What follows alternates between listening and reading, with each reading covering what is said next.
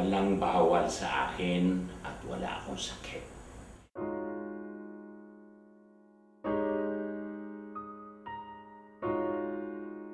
Kailan ang libing mo?